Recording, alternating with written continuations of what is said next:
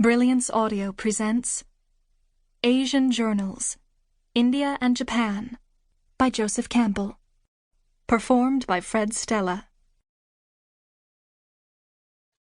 The journal from which this book was fashioned comprised over 1,000 pages in its original handwritten form. It was kept from 1954 to 1955 as Joseph Campbell traveled throughout India, Southeast Asia, and Japan. Later he would flirt with the idea of publishing it, though he never attempted it. Now, 8 years after his death, this work will hold a central place in the collected works of Joseph Campbell, helping us to form a more complete evaluation of both the man and his work. The journal appears at times to be a personal diary, as close as Campbell ever came to autobiography. In other places, he seems to be keeping an intellectual notebook, grappling with the scholarly details of an Indian cave temple, or getting indigestion over the rampant anti-Americanism in the Indian tabloids. At times he wrestles with the difficulties of arranging a dance tour for his wife, Jean Erdman, throughout India. At others he notes his ambivalent reactions to meeting with a guru. In general, he records entries several times a week, with characteristic thoroughness, perhaps in part for documentation of the details of his trip for the Bollingen Foundation, from whom he was continuing to receive grant support during this time, sometimes obviously as formulations related to future writing projects. As editors, we faced many choices, for example, of retaining or omitting what to some might seem obsessive rumination, and to others, fascinating scholarly detail. Our objective throughout has been to keep the reader moving right along with Campbell's own explorations, encounters, and revelations.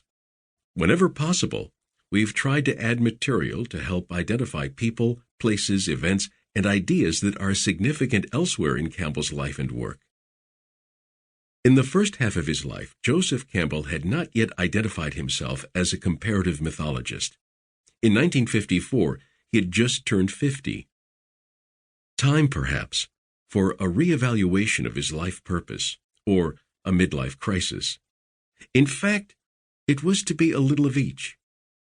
Often it is apparent from the outside that Campbell was the last one to see how his own experience was at work upon him. Some of the most painful conflicts he experienced led to the very insights and personal breakthroughs he sought. Today, with his biography completed and much of his work in print, we can see how Joseph Campbell's approach to mythology emerged from this one seminal geographical and psychological journey. In order to understand the significance of this expedition more fully, we need to consider the evolution of Joseph Campbell's romance with the East, which certainly constitutes one of the major foci of his scholarship. At the time of his trip to India, he was best known in many circles as the editor of Heinrich Zimmer's work on Indian art and civilization. But much earlier biographical and intellectual events paved the way to Campbell's midlife encounter with the Orient, which is the subject of this book. In 1924, the 24-year-old Joseph Campbell, a student at Columbia College, traveled to Europe. On the ocean liner were some young people with whom he felt a ready affiliation.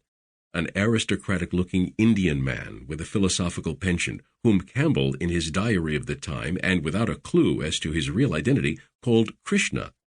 There were a couple of other Indian men and 2 American women spending time with them. The Indian was Jiddu Krishnamurti, the Messiah-elect of the World Theosophical Movement.